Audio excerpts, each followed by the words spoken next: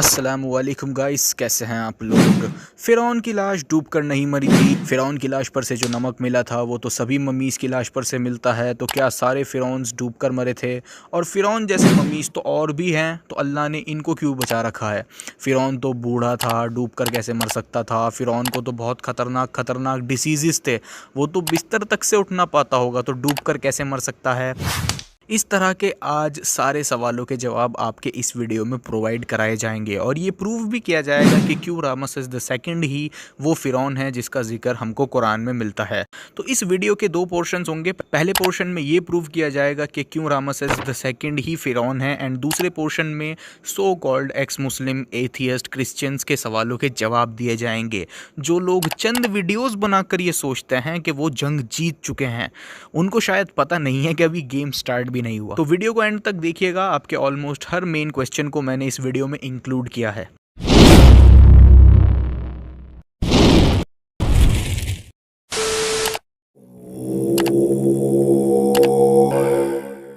मूसा अलैहिस्सलाम की स्टोरी का एक ब्रीफ इंट्रो मैं दे देता हूँ। आई एम श्योर ज़्यादातर लोगों को तो पता भी नहीं होगा कि कौन इज़राइलिट्स, एक्सोडस क्या है, फ़िरौन का कौन सा जुल्म। तो इंट्रो ज़रूरी है, वरना हमारे भक्स and atheist and ex Muslims कहेंगे वो क्या क्या बोले जा रहे हो, हमको तो कुछ समझ ही नहीं आ रहा। तो ये इंट्रो बहुत ज़रूरी है, उसके बाद ही आप पूरी वीडियो के साथ सेंस बना पाओगे। अगर आपको मूसा अलैहिस्सलाम की स्टोरी, एक्सोडस वगैरह के बारे में पहले से ही सारी नॉलेज है, तो आप डायरेक्टली उस पोर्शन पर जंप करें जहाँ पर मैं ये साबित कर रहा हूं कि ये फ़िरौन कैसे है। इस पोर्शन को स्किप कर दें, आप डायरेक्टली एविडेंस वाले पोर्शन पे जंप करें। तो बहुत समय पहले एंशिएंट इजिप्ट में एक बादशाह रहता था जिसका टाइटल था फ़ेरो या फ़िरौन। जो भी उस समय बादशाह बनता था उसको फ़िरौन कहा जाता था। और ये फ़िरौन जो मूसा अलैहिस्सलाम के साथ था, ये बहुत जालिम बादशाह था, एरोगेंट था, और वो चिल्ड्रन ऑफ इज़राइल से नफरत करता था। अब चिल्ड्रन ऑफ इज़राइल कौन थे? चिल्ड्रन ऑफ इज़राइल बेसिकली वो लोग थे जो उस ज़माने में इजिप्ट में रहते थे, और ये लोग पुराने पैगंबर की नस्ल से थे। यानी फ़िरौन के समय से काफ़ी पहले एक पैगंबर आए थे, तो उनकी नस्ल से ये लोग थे। तो ये लोग पुराने पैगंबर की नस्ल से थे, उनको चिल्ड्रन ऑफ इज़राइल कहा गया है, और इनको इज़राइलाइट्स भी बोला जाता है। और फ़िरौन इज़राइलाइट्स पर जुल्म करता था। जैसे आज दुनिया इस्लाम के पीछे पड़ी रहती है, उसी तरह फ़िरौन इज़राइलाइट्स के पीछे पड़ा रहता था। तो फ़िरौन का जुल्म जारी रहा चिल्ड्रन ऑफ इज़राइल पर। लेकिन एक दिन फ़िरौन को पता चला कि उसकी हुकूमत और जुल्म ख़त्म करने वाला कोई पैदा होने वाला है, और ये जो पैदा होगा वो चिल्ड्रन ऑफ इज़राइल में से ही पैदा होगा। जिन लोगों पर फ़िरौन जुल्म कर रहा था, उन्हीं लोगों में से एक फ़िरौन को ख़त्म करने वाला पैदा होने वाला है, और चिल्ड्रन ऑफ इज़राइल के पास पावर भी आने वाली थी। फ़िरौन को ये बात पता चली। ये बात जानकर फ़िरौन को बहुत गुस्सा आया। तो ऐसे में फ़िरौन ने ये फैसला किया कि इज़राइली लोगों की औरतों को छोड़कर उनके न्यू बॉर्न बेबीज़ को मार दिया जाएगा। तो कत्ल वाले सालों में जो भी न्यू बेबी पैदा होता था उसको मार दिया जाता था। तो ऐसे हालातों में हज़रत मूसा अलैहिस्सलाम पैदा हुए, तो उनकी माँ डर गई। तो अल्लाह ने मूसा अलैहिस्सलाम की मदर को ये इंस्पायर किया कि मूसा को एक टोकरी में डालकर बहा दो। और मूसा अलैहिस्सलाम की मदर ने इस डर से कि अब फ़िरौन के सोल्जर्स आकर मूसा अलैहिस्सलाम को मार देंगे, उन्होंने एक टोकरी में डालकर मूसा अलैहिस्सलाम को रवाना कर दिया। अब टोकरी बहते हुए फ़िरौन की वाइफ के पास चली गई, और फ़िरौन की वाइफ को मूसा अलैहिस्सलाम पसंद आए। तो फ़िरौन की वाइफ ने फ़िरौन से रिक्वेस्ट करी कि हम इसको अपना बेटा बना लेते हैं। तो फ़िरौन अपनी वाइफ की बात टाल ना सका। तो इस तरह जो फ़िरौन का दी एंड करने वाला था वो उसी के महल के अंदर पला बढ़ा। तो फिर अब मूसा अलैहिस्सलाम बड़े हो चुके थे। तो अब ऐसे में एक दिन उनसे बाय मिस्टेक, गलती से उनके हाथों से एक शख्स की डेथ हो जाती है। बाय मिस्टेक, मूसा अलैहिस्सलाम का इरादा नेक था, लेकिन बाय मिस्टेक उस शख्स की डेथ हो जाती है। तो अब ऐसे में मूसा अलैहिस्सलाम डर गए, क्योंकि उनके हाथों एक इंसान की जान चली गई है। अब फ़िरौन मूसा अलैहिस्सलाम को पकड़कर मौत की सज़ा देगा। इस डर से मूसा अलैहिस्सलाम इजिप्ट छोड़कर मिडियन चले गए। इस जगह को याद रखना, मूसा अलैहिस्सलाम ने एक शख्स को गलती से मार दिया था, तो सज़ा के डर से वो इजिप्ट छोड़कर मिडियन चले गए थे। तो मिडियन जाके फिर मूसा अलैहिस्सलाम ने निकाह किया, और एक बहुत लंबा समय मूसा अलैहिस्सलाम ने वहाँ पर यानी मिडियन में गुजारा। फिर मूसा अलैहिस्सलाम को इस दौरान खुद के पैगंबर होने का भी पता चला। फिर मूसा अलैहिस्सलाम काफ़ी टाइम बाद इजिप्ट वापस आए, और इतने लंबे समय में फ़िरौन चेंज नहीं हुआ था। यानी मूसा अलैहिस्सलाम के पैदा होने से लेके उनके बड़े होने तक एक ही फ़िरौन ने राज किया अकॉर्डिंग टू कुरान। मूसा अलैहिस्सलाम जब इजिप्ट में वापस आए तो फ़िरौन वही था और खुदाई का दावा कर चुका था। मतलब फ़िरौन खुद को गॉड कहता था इन अ लिटरल सेंस। मूसा अलैहिस्सलाम ने उसको समझाने की कोशिश करी लेकिन फ़िरौन नहीं माना और खुद को गॉड ही कहता रहा। ऐसे में इजराइलियों पर जुल्म और उनकी गुलामी चलती रही इजराइलियों की। तो फिर एंड में अल्लाह ने मूसा अलैहिस्सलाम को हुक्म दिया कि अपने लोगों को लेके दूसरी जगह चले जाओ, यानी चिल्ड्रन ऑफ इजराइल को लेके इजिप्ट छोड़ दो। ये मूसा अलैहिस्सलाम को अल्लाह ने हुक्म दिया।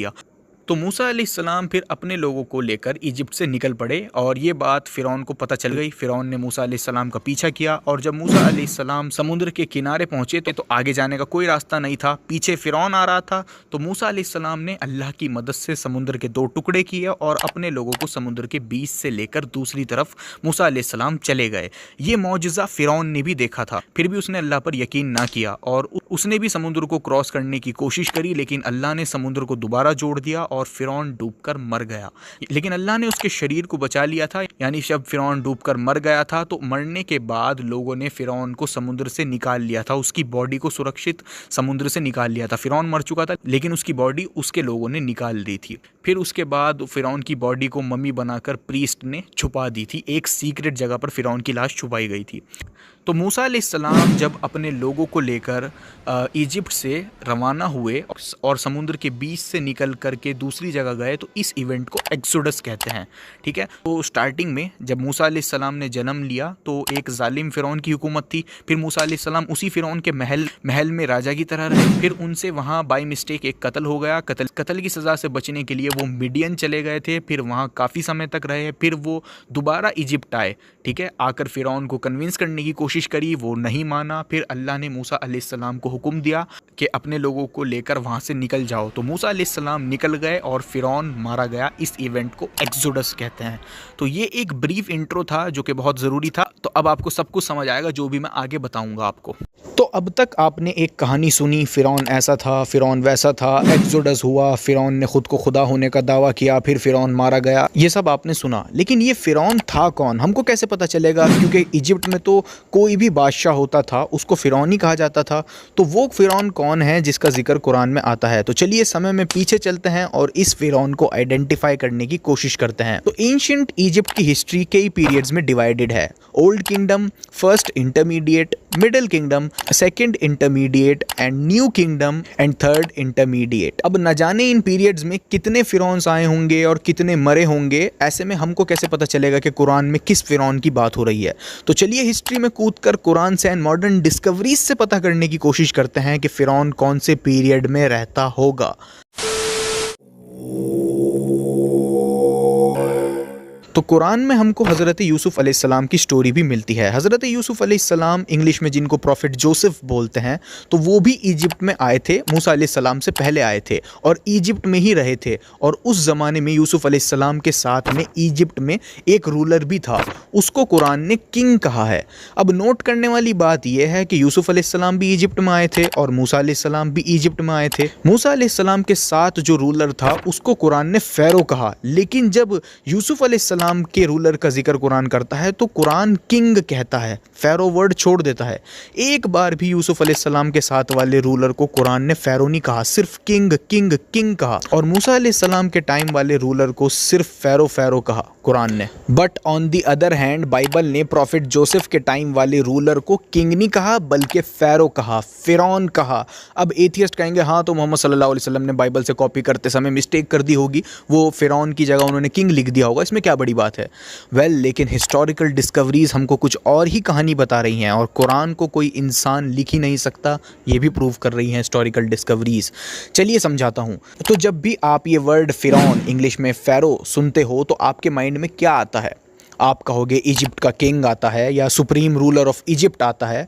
आप करेक्ट भी हो, लेकिन ये वर्ड फ़ैरो, इजिप्शियन में फ़ैरो को पैरा बोलते हैं और ये वर्ड का मीनिंग हमेशा से सुप्रीम रूलर नहीं था। यानी इजिप्शियन पीरियड में इस वर्ड फ़ैरो के डिफरेंट मीनिंग थे। हिस्टोरिकली ये जो वर्ड फ़ैरो है ये न्यू किंगडम पीरियड में किसी सुप्रीम लीडर के लिए यूज़ होना शुरू हुआ, यानी उससे पहले ये वर्ड फ़ैरो किसी सुप्रीम रूलर के लिए यूज़ नहीं होता था। न्यू किंगडम पीरियड से पहले ये वर्ड का मतलब था ग्रेट हाउस, रॉयल पैलेस के लिए ये वर्ड यूज़ होता था। लगा। न्यू किंगडम पीरियड में आके इस वर्ड को इजिप्ट के रूलर के लिए यूज़ किया जाने लगा। इंसाइक्लोपीडिया ऑफ ब्रिटानिका कहती है ये जो वर्ड है फ़ैरो, इसका ओरिजिनली मतलब रॉयल पैलेस है। इसको इजिप्शियन किंग के लिए यूज़ न्यू किंगडम पीरियड में किया जाने लगा, ये इंसाइक्लोपीडिया ऑफ ब्रिटानिका कहती है। Similarly the British museum dictionary of ancient Egypt page number 222 में भी हमको यही बताया गया है कि ये जो वर्ड है फ़ैरो, इसका मतलब ग्रेट हाउस था ओरिजिनली। बाद में न्यू किंगडम पीरियड में इसको किंग के लिए यूज़ किया जाने लगा।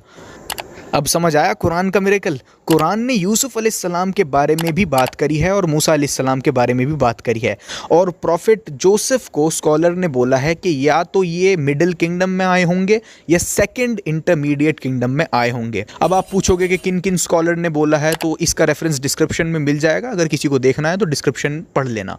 तो जब भी कुरान यूसुफ अलैहिस्सलाम की स्टोरी हमको बताता है और उस टाइम के रूलर की बात करता है, तो कुरान सिर्फ king king king word use करता है उस टाइम के रूलर के लिए।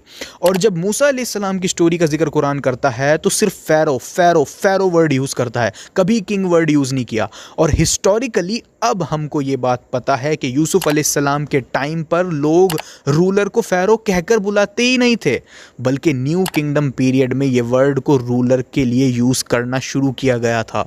आप देख सकते हैं कुरान कितनी एक्यूरेटली इतनी छोटी छोटी बातों का ध्यान रख रहा है। इतनी बारीक डिटेल्स कोई इंसान ऐड नहीं कर सकता है। अगर आप सल्लल्लाहु अलैहि वसल्लम बाइबल से कॉपी कर रहे थे, तो बाइबल ने तो प्रॉफिट जोसेफ के टाइम के इजिप्शियन रूलर को फ़ैरो कहा है, जो कि इनएक्यूरेट है। उस टाइम फ़ैरो वर्ड का यूज़ किंग के लिए होता ही नहीं था। उस टाइम तो फ़ैरो वर्ड का मतलब ग्रेट हाउस था, रॉयल पैलेस के लिए यूज़ होता था।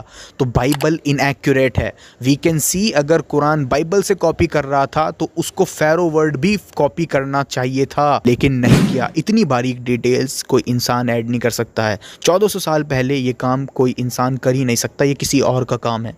क्या ये एक्स्ट्रा ऑर्डिनरी मिरेकल नहीं है? दोनों किताबें एक ही सब्जेक्ट के बारे में बोल रही हैं और एथियस्ट कहते हैं कुरान बाइबल से कॉपी किया गया है, जबकि बाइबल में यूसुफ अलैहिस्सलाम के टाइम वाले रूलर को फ़िरौन बोला गया है। एंड कुरान अनइमेजिनेबल प्रिसीजन दिखाते हुए फ़ैरो वर्ड यूज़ नहीं करता है, क्योंकि उस टाइम फ़ैरो वर्ड इजिप्ट के रूलर के लिए यूज़ होता ही नहीं था। ये हमको हिस्टोरिकली पता है। That's amazing.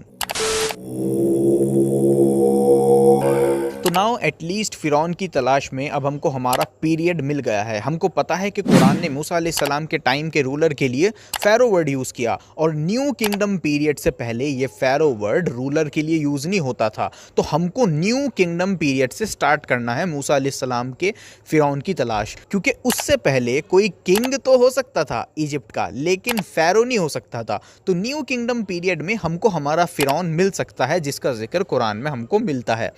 लेकिन अब प्रॉब्लम यह है, न्यू किंगडम पीरियड में तो इतने सारे रूलर्स आए, तो अब इनमें से कौन सा वो फ़िरौन है जिसका जिक्र हमको कुरान में मिलता है? इनमें से कैसे पता चलेगा? चलिए कुछ आर्टिफैक्ट्स में ढूंढते हैं। तो जैसे इजिप्ट में इतना सब कुछ हुआ, चिल्ड्रन ऑफ इज़राइल पर जुल्म हुआ, फिर वो इजिप्ट छोड़कर चले गए, तो क्या किसी तरह के कोई आर्टिफैक्ट में हमको इसका कोई जिक्र मिलता है? चिल्ड्रन ऑफ इज़राइल का कोई जिक्र हो या किसी भी तरह का कुछ मेंशन किया गया हो उस ज़माने में उनका? वेल यस, जी हाँ, एक आर्टिफैक्ट हमको मिला है न्यू किंगडम पीरियड से, जिसका नाम है मरनेप्टा स्टेले, जो कि 1208 BCE का है, जिसमें चिल्ड्रन ऑफ इज़राइल को एक्सप्लिसिटली मेंशन किया गया है। जो चिल्ड्रन ऑफ इज़राइल थे उनका जिक्र इस आर्टिफैक्ट में हमको मिला है। इस आर्टिफैक्ट में चिल्ड्रन ऑफ इज़राइल को कुछ ऐसे लिखा गया है, जो कि हम लोग तो समझ नहीं पाएंगे, लेकिन इसकी ट्रांसलिटरेशन है वाइसरिर और इसरिर। अब इसमें कुछ लोग एतराज़ करते हैं कि इसमें तो इज़राइल नहीं लिखा बल्कि इसरिर और वाइसरिर लिखा है। क्या इसका मतलब चिल्ड्रन ऑफ इज़राइल होता है? तो आंसर इज़ यस, जी हाँ, इसका मतलब चिल्ड्रन ऑफ इज़राइल से ही है, क्योंकि इजिप्शियन वर्जन्स अलग होते हैं। जैसे फॉर एग्जांपल अरबिक में हम फ़िरौन कहते हैं, इंग्लिश में फ़ैरो, इजिप्शियन लैंग्वेज में पैरा। तो इस पैरा का अरबाइज वर्जन है फ़िरौन एंड इंग्लिश वर्जन फ़ैरो। तो इसी तरह इस आर्टिफैक्ट में जो इसरिर का जिक्र है उसका मतलब इज़राइल से ही है, और मेजॉरिटी स्कॉलर्स यही कहते हैं यहाँ पर चिल्ड्रन ऑफ इज़राइल का ही जिक्र है, और इसके पीछे कई और रीजंस भी हैं। ठीक है, तो यहाँ पर चिल्ड्रन ऑफ इज़राइल का ही जिक्र है। क्लिप सुनिए। Is what the Egyptians would have called a triumph stela, a victory stela, commemorating victory over foreign peoples. The text reads, Ashkelon has been brought captive, Gezer has been taken captive, Yanoam in the North Jordan Valley has been seized. Israel has been shorn. Its seed no longer exists. तो मरनेप्टा कौन था? मरनेप्टा उस time Egypt का king था, फिरौन था। तो ये मरनेप्टा स्टेले जो है उसकी विक्ट्री डिस्कस करता है, और विक्ट्री डिस्कस करते करते ये इजराइली लोगों का रिलेशन कनान लैंड से कर देता है। यानी मरनेप्टा स्टेले में बताया गया है कि इजराइलाइट्स कनान में रह रहे थे उस टाइम, जिनको मरनेप्टा किंग ने हरा दिया था, यानी एक्सोडस हो चुका था इस डेट से पहले। ये स्टेले बहुत इंपॉर्टेंट है। वी नो कि मूसा अलैहिस्सलाम अल्लाह के हुक्म से अपने लोगों को यानी इजराइलाइट्स को लेके निकल गए थे इजिप्ट से। उसके बाद इजराइलाइट्स इजिप्ट छोड़कर कहीं और जाकर रहने लगे थे, ये हमको पता है कुरान से, ठीक है। उसके बाद ये स्टेले बताता है कि एक इजिप्ट के किंग ने, जिसका नाम मरनेप्टा था, इजराइलाइट्स को हरा दिया था। यानी एक्सोडस से पहले तो इजराइलाइट्स इजिप्ट में ही रहते थे, फिर इजिप्ट छोड़कर वो चले गए थे मूसा अलैहिस्सलाम के साथ। तो उसके बाद वो इजराइलाइट्स जहाँ पर रह रहे थे उस टाइम, उस जगह पर मरनेप्टा ने इजराइलाइट्स को हरा दिया था। और मरनेप्टा का इजराइलाइट्स को हराना ये एक्सोडस के बाद ही हो सकता है, क्योंकि एक्सोडस से पहले तो इजराइलाइट्स इजिप्ट में रह रहे थे। तो इसी वजह से यहाँ पर इजराइलाइट्स का जिक्र होना ये इंडिकेट करता है कि एक्सोडस जो है वो इस डेट से पहले हुआ होगा। यानी एक्सोडस हुआ, और एक्सोडस हुआ तभी इजराइलाइट्स इजिप्ट छोड़कर गए। उसके बाद फिर मरनेप्टा ने इजराइलाइट्स को हराया, यानी एक्सोडस मरनेप्टा किंग से पहले ही हुआ होगा। क्योंकि मूसा अलैहिस्सलाम के टाइम जो फिरौन था वो तो अकॉर्डिंग टू कुरान डूबकर मर गया था। उसके बाद कोई न्यू फ़ैरो आया होगा, तो उसने इजराइलाइट्स को जब हराया था जब वो मूसा अलैहिस्सलाम के साथ इजिप्ट छोड़कर जा चुके थे और कहीं और जाकर रह रहे थे, तो तब इजराइलाइट्स को उसने हराया। ये स्टेले ये इंडिकेट करता है कि एक्सोडस इस स्टेले से पहले ही हुआ होगा, और ये स्टेले मरनेप्टा जो कि इजिप्ट का रूलर था उसके साथ का है। तो यानी एक्सोडस इस मरनेप्टा से पहले हुआ होगा, क्योंकि एक्सोडस के टाइम तो मूसा अलैहिस्सलाम वाला फिरौन डूबकर मर गया था और मरनेप्टा मरा नहीं था, उस टाइम जिंदा था। और इसी वजह से उसने ये बात स्टेले में अपने लिखवा भी दी, क्योंकि वो जिंदा था, मरा नहीं था, और मूसा अलैहिस्सलाम वाला फिरौन मर गया था। तो इजराइलाइट्स इजिप्ट छोड़कर गए, और जो उस टाइम का करंट फिरौन था वो डूबकर मर गया। फिर कोई नया फिरौन आया, नए फिरौन ने इजराइलाइट्स को दोबारा हराया। ये इस मरनेप्टा स्टेले में लिखा है। तो इसी वजह से मरनेप्टा स्टेले से पहले ही एक्सोडस हुआ होगा। अगर किसी के समझ ना आया हो तो एक बार अगेन देख लेना, पीछे करके सब समझ में आ जाएगा। तो अब मरनेप्टा एंड मरनेप्टा के बाद वाले फेरोस को लिस्ट से हटा देते हैं, क्योंकि मरनेप्टा से पहले एक्सोडस हो चुका था। तो मरनेप्टा भी और उसके बाद वाले रूलर्स भी कुरान के फिरौन नहीं हो सकते। तो अब हमारे पास ये रूलर्स बचे हैं, इनमें से कोई वो फिरौन होगा जिसका जिक्र कुरान में हमको मिलता है। अब सवाल ये बचा, इन फिरौन में से कौन सा वो फिरौन होगा जिसका जिक्र हमको कुरान में मिलता है। सो कुरान एंड बाइबल की तरफ चलते हैं और उनमें दी गई इंफॉर्मेशन से आइडेंटिफाई करने की कोशिश करते हैं कि असली फिरौन कौन है in the light of historical knowledge we have.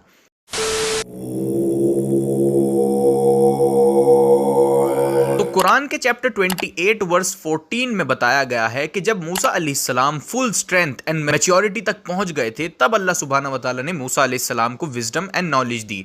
अब ये कैसे पता चलेगा कि इस आयत में कितनी एज की बात हो रही है, कितनी एज में हज़रत मूसा अलैहिस्सलाम को नॉलेज एंड विजडम मिली? इस आयत में लिखा है कि जब वो फुल स्ट्रेंथ एंड मैच्योरिटी तक पहुंच गए थे तब अल्लाह ने दी थी। तो ये कितनी एज होती है? एज ऑफ मैच्योरिटी को कुरान ने चैप्टर 46 वर्स 15 में डिफाइन करा है। तो इस आयत में बात हो रही है कि हमको अपने माँ बाप से काइंड रहना चाहिए, मदर बड़ी तकलीफ उठाकर जन्म देती है। एंड उसके बाद लिखा है, so when he attains to full maturity and reaches 40 years, यानी कुरान के according age of full maturity 40 साल की एज होती है। तो इस आयत में जो बात हो रही है कि जब मूसा अलैहिस्सलाम फुल स्ट्रेंथ एंड मैच्योरिटी तक पहुंच गए तब अल्लाह ने उनको नॉलेज एंड विजडम दी, और इस आयत से हमको पता है कि एज ऑफ फुल मैच्योरिटी 40 की एज होती है अकॉर्डिंग टू कुरान। तो 40 की एज में मूसा अलैहिस्सलाम को नॉलेज एंड विजडम मिली। फिर इसके आगे वाली वर्स में कुरान हमको बताता है कि एक दिन दो लोग आपस में लड़ रहे थे, तो मूसा अलैहिस्सलाम ने एक शख्स की मदद करने के चक्कर में उस शख्स को एक पंच मार दिया, जिससे उसकी बाय मिस्टेक मौत हो गई। अब मूसा अलैहिस्सलाम के हाथ तो गलती से ही सही, लेकिन एक इंसान की जान चली गई थी। तो फिरौन अब मूसा अलैहिस्सलाम को मौत की सजा देगा, इस डर से मूसा अलैहिस्सलाम ने इजिप्ट छोड़ दिया था और फिर मिडियन चले गए थे। मूसा अलैहिस्सलाम को नॉलेज एंड विजडम 40 की एज में मिली। उसके बाद उनसे गलती से एक कत्ल हो गया, जिसके बाद मूसा अलैहिस्सलाम 40 की एज में मिडियन चले गए थे फिरौन के डर से। और फिर कुरान चैप्टर 28 वर्स 7 में हमको बताता है कि मिडियन जाने के बाद मूसा अलैहिस्सलाम ने शादी की और प्रपोजल के टाइम मूसा अलैहिस्सलाम के फादर इन लॉ ससुर जी ने एक शर्त रखी थी कि तुम मेरी सर्विस में 8 से 10 साल रहोगे। तो मूसा अलैहिस्सलाम 40 की एज में इजिप्ट छोड़ के मिडियन आ गए थे। वहां आके 8 से 10 साल अपने फादर इन लॉ की सर्विस में रहे। फिर उसके बाद दोबारा इजिप्ट गए फिरौन का सामना करने, फिरौन को एक खुदा की दावत देने वापस इजिप्ट गए मूसा अलैहिस्सलाम। यानी जब मूसा अलैहिस्सलाम दोबारा इजिप्ट गए तो मिनिमम 48 ईयर्स ओल्ड होंगे, क्योंकि 40 की एज में गलती से कत्ल हो गया था। फिर वो मिडियन चले गए थे रहने, फिर 8 से 10 साल फादर इन लॉ की सर्विस में रहे, फिर इजिप्ट वापस आए फिरौन का सामना करने। तो मिनिमम 48 ईयर्स एज होगी मूसा अलैहिस्सलाम की जब वो मिडियन से वापस आए होंगे फिरौन का सामना करने। और कुरान हमको बताता है जब मूसा अलैहिस्सलाम ने मिडियन से वापस इजिप्ट जाके फिरौन को फेस करा तो फिरौन नहीं बदला था, फिरौन वही था जो मूसा अलैहिस्सलाम के बचपन में था। कुरान चैप्टर 26 वर्स 18 में लिखा है कि जब मूसा अलैहिस्सलाम मिडियन से वापस आए तो फिरौन ने मूसा अलैहिस्सलाम से कहा, क्या हमने तुमको नहीं पाला अपनी केयर में? तुम हमारे साथ ही बड़े हुए, तुमने अपनी जिंदगी के कई साल हमारे साथ हमारी केयर में बिताए। ये मूसा अलैहिस्सलाम से फिरौन ने कहा। यानी जब मूसा अलैहिस्सलाम 48 की एज में मिडियन से वापस आए तब फिरौन नहीं बदला था। यानी मूसा अलैहिस्सलाम के मिडियन जाने से लेके वहां से वापस आने तक एक ही फिरौन ने राज किया अकॉर्डिंग टू कुरान। मतलब अकॉर्डिंग टू कुरान इजिप्ट में कोई ऐसा फिरौन आया था जिसने 48 to 50 ईयर्स से भी ज्यादा रूल किया हो, तभी मूसा अलैहिस्सलाम का मिडियन से वापस आके सेम फिरौन से मिलना पॉसिबल है, वरना पॉसिबल नहीं है। अब दिस इज प्रॉब्लमैटिक क्योंकि उस जमाने में एक तो एवरेज लाइफ एक्सपेक्टेंसी कम होया करती थी, ऊपर से कुरान क्लेम कर रहा है कि मूसा अलैहिस्सलाम के बचपन से लेके 48 साल का होने तक एक ही फिरौन ने राज किया था। जबकि बाइबल में उल्टा लिखा है, बाइबल में लिखा है 2 फिरौन थे।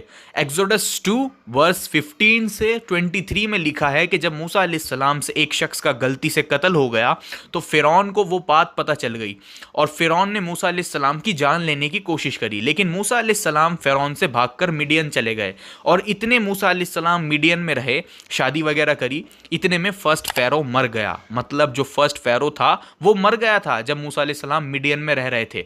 फिर दूसरे फिरौन ने वही सब इजराइलियों पर जुल्म वगैरह जारी रखा, ठीक है। फिर दूसरा फिरौन पानी में डूबकर मरा था अकॉर्डिंग टू बाइबल, जबकि कुरान के अकॉर्डिंग सिर्फ एक फिरौन था, बाइबल के अकॉर्डिंग 2 फिरौन थे।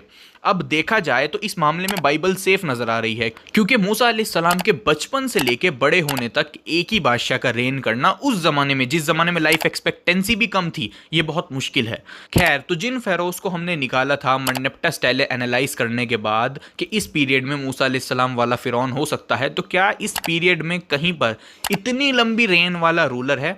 चलिए देखते हैं। और याद रहे, यहाँ पर कुरान डिस्प्रूव भी हो सकता है। अगर कुरान वर्ड ऑफ गॉड नहीं होगा तो यहीं पता चल जाएगा, क्योंकि बाइबल ने तो कहा है 2 फिरौन थे, कुरान ने सिर्फ एक कहा। मूसा अलैहिस्सलाम के बर्थ से लेके एक्सोडस तक सिर्फ एक ही फिरौन था अकॉर्डिंग टू कुरान। तो क्या कोई ऐसा फिरौन है हिस्टोरिकली इन फेरोज में से जिसने इतना लंबा रूल किया हो? वेल जी हाँ, बिल्कुल है, और कोई नहीं, सिर्फ रामसेस द सेकंड ही है जिसने 66 साल रेन किया उस जमाने में। कुरान कंप्लीटली मिराक्युलसली हिस्टोरिकल एविडेंसेस के साथ पास होता जा रहा है, वहीं बाइबल फेल होती जा रही है। इतना जबरदस्त कोइंसिडेंसेस कॉपीइंग में नहीं हो सकते। वी कैन सी कि कुरान को बाइबल की कॉपी पेस्ट कहना किसी इंसान की बहुत बड़ी भूल होगी। तो इतना ज़्यादा एनालिसिस करने के बाद, इतना सब कुछ जानने के बाद, शायद अब हमको पता है कि रामसेस द सेकंड ही वो फिरौन है जिसका जिक्र कुरान में हमको मिलता है। क्या कुछ और भी एविडेंसेस है जिससे ये बात कंफर्म हो जाए कि ये फिरौन ही वही फिरौन है जिसका जिक्र कुरान में हमको मिलता है? वेल जी हाँ, अगले एविडेंस की तरफ चलते हैं। तो कुरान में फ़िरौन के बारे में कुछ बातें बताई गई हैं। अगर वो बातें इस रामसेस द सेकंड जो इजिप्ट का फ़िरौन था उससे मैच हो गई तो 100% कंफर्म हो जाएगा यही वो फ़िरौन है जिसका जिक्र कुरान में हमको मिलता है। वैसे इतना एनालिसिस करने के बाद ऑलमोस्ट कंफर्म ही है, लेकिन थोड़ी और मोहर लगा देते हैं। हिस्टोरिकली रामसेस द सेकंड के बारे में हमको अच्छी खासी नॉलेज है, तो लेट्स कंपेयर जो हमको कुरान में फ़िरौन के बारे में इंफॉर्मेशन दी गई है और रामसेस द सेकंड के बारे में जो हिस्टोरिकल इंफॉर्मेशन हमारे पास है उसको कंपेयर करते हैं। और अगर ये मैच हुई तो बिना मॉरिस बुकेल के हम अपने फ़िरौन तक पहुंच चुके होंगे सिर्फ हिस्टोरिकल एंड आर्कियोलॉजिकल डिस्कवरीज की बेसिस पर। तो कुरान चैप्टर 10 वर्स 83 में हमको बताता है कि मूसा अलैहिस्सलाम वाला फिरौन खुद को दुनिया में बहुत बड़ा मानता था, ऊंचा समझता था, दूसरों से बेहतर समझता था और एक्सट्रावेगेंट था। मीनिंग ज़रूरत से ज़्यादा लिमिट क्रॉस कर जाने वाला, कोई भी काम करे उसमें हदें पार कर जाए।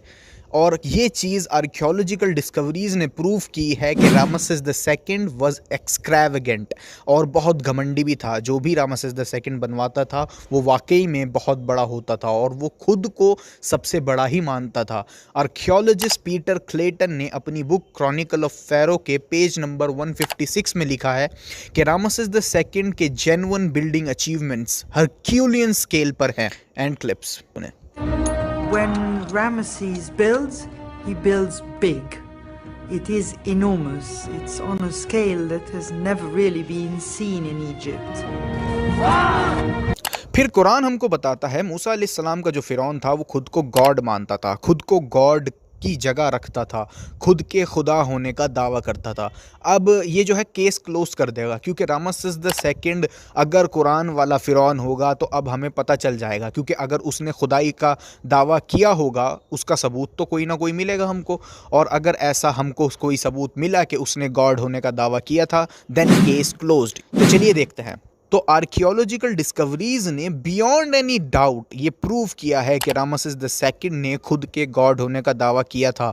वो खुद को गॉड की जगह पर ही देखता था, उसने खुदाई का दावा किया था। रामसेस द सेकंड इजिप्ट में आपको हर जगह नजर आएगा। उसने कई टेम्पल्स भी बनवाए थे उसके स्टैचूज के साथ। एंड रामसेस द सेकंड ने खुद के खुदा होने का दावा किया था इन अ लिटरल सेंस। क्लिप सुनिए। Ramses II is shown not only worshipping the gods, but worshipping an image of his own deified self. So you have Ramses II as Pharaoh, worshipping Ramses II as God, all taking place during the lifetime of Ramses II.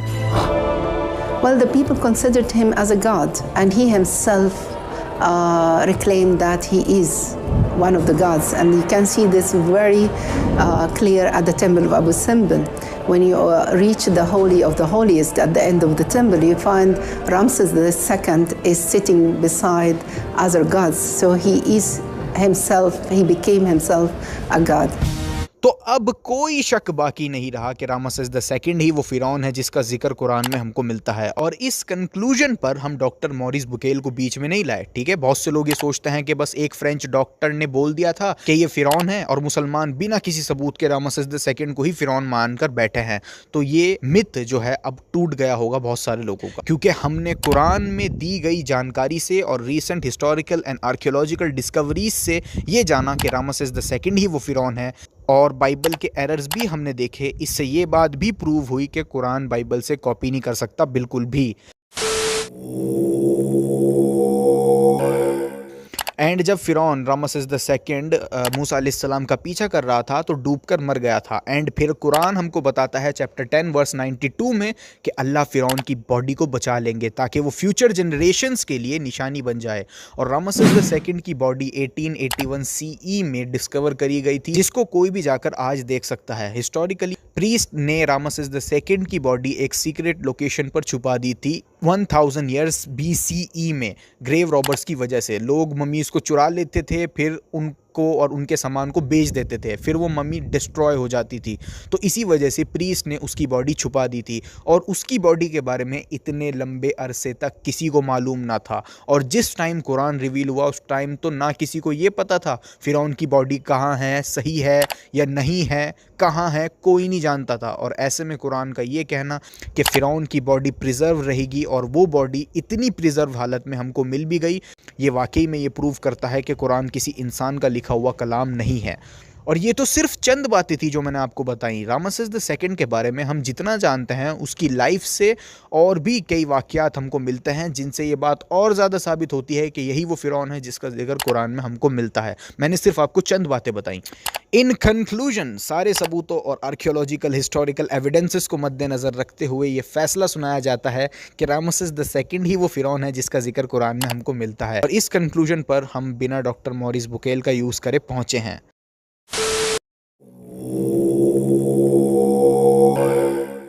सबसे पहला सवाल तो ये आएगा कि Ramses the second मौत के time कम से कम 87 टू 92 ईयर्स ओल्ड था, तो इतना बूढ़ा शख्स कैसे मूसा अलैहिस्सलाम का पीछा कर सकता है और इतना बूढ़ा शख्स कैसे चैरियट चला सकता था। तो सबसे पहले तो ये बता दूं, कुरान खुद जानता था, जैसे कि हमने वीडियो में पहले भी जाना, कि मूसा अलैहिस्सलाम के फ़िरौन की एज बहुत ज़्यादा थी। कुरान ये बात जानता है, क्योंकि बाइबल के अकॉर्डिंग तो 2 फ़िरौन थे, लेकिन कुरान के अकॉर्डिंग सिर्फ एक फ़िरौन था। मूसा अलैहिस्सलाम के बर्थ से लेके 40 साल की एज में मिडियन जाने से लेके 8 साल फादर इन लॉ की सर्विस से लेके वापस फ़िरौन के पास आने तक और फिर एक्सोडस तक सिर्फ एक ही फ़िरौन था अकॉर्डिंग टू कुरान। तो ये बात खुद कुरान जानता था, फ़िरौन की एज काफ़ी होगी जिस टाइम वो मूसा अलैहिस्सलाम का पीछा कर रहा होगा, और समुद्र में डूबकर मर जाने की वजहों में से श्योरली उसकी ज़्यादा उम्र होना भी एक वजह होगी। दूसरी बात ये कि फ़िरौन चैरियट्स नहीं चला सकता था, इसका कोई सबूत नहीं है। इजिप्ट में उसकी चैरियट्स पर तस्वीरें चारों तरफ हैं, लेकिन फिर भी लोग कहते हैं तो क्या इतनी उम्र में चला सकता होगा क्या? तो पहले मैं बता दूं, उन इजिप्शियन चैरियट्स की कई रिकन्स्ट्रक्शन हुई हैं और वो अनकम्फर्टेबल नहीं होते थे, बहुत अच्छा उनका डिज़ाइन होता था। If you gave this to a modern designer, they could not do any better. And दूसरी बात ये किसने कहा कि वो खुद चैरियट्स चला रहा होगा? ये कैसे कंक्लूड कर लिया गया कि वो खुद चैरियट्स चला रहा होगा? इजिप्ट का सबसे बड़ा बादशाह खुद चैरियट्स चलाकर पीछा कर रहा होगा इतनी ज़्यादा एज में, ये कैसे कंक्लूड कर लिया गया? जबकि कुरान चैप्टर 10 वर्स 90 में तो आता है, फ़िरौन और उसकी सेना सोल्जर्स ने मूसा अलैहिस्सलाम का पीछा किया। सोल्जर्स भी थे साथ में, ना कि फ़िरौन अकेला था। तो ये क्यों सोच रहे हो कि फ़िरौन खुद बूढ़े शरीर के साथ चैरियट्स चलाकर पीछा कर रहा होगा? इस सोच के पीछे क्या वजह है? कुछ भी नहीं। और वैसे भी कुरान में ये कहीं नहीं लिखा कि फ़िरौन अपने 16 इंच के डोलों से रस्सी पकड़े अपने हेल्थी शरीर के साथ खुद चैरियट चला रहा था, ऐसा कहीं नहीं लिखा। फ़िरौन आराम से बैठ करके मूसा अलैहिस्सलाम का पीछा कर सकता है और उसके सोल्जर्स सारी मेहनत कर रहे होंगे, ना कि खुद फ़िरौन। इजिप्ट का बादशाह क्यों मेहनत करेगा? इजिप्ट के बड़े लोग वो तक तो मेहनत किया नहीं करते थे, वो लोगों के लिए भी लोग होया करते थे जो उनको एक जगह से दूसरी जगह ले जाया करते थे। तो ये कैसे सोच लिया गया कि इजिप्ट का सबसे बड़ा बादशाह इतनी ज़्यादा एज में अगर मूसा अलैहिस्सलाम का पीछा कर रहा होगा तो वो खुद चैरियट चला रहा होगा? ऐसा हो ही नहीं सकता। एंशंट इजिप्ट में कई तरह के व्हीकल्स थे, वेगन्स थे, जिस पर बैठकर फ़िरौन पीछा कर सकता था।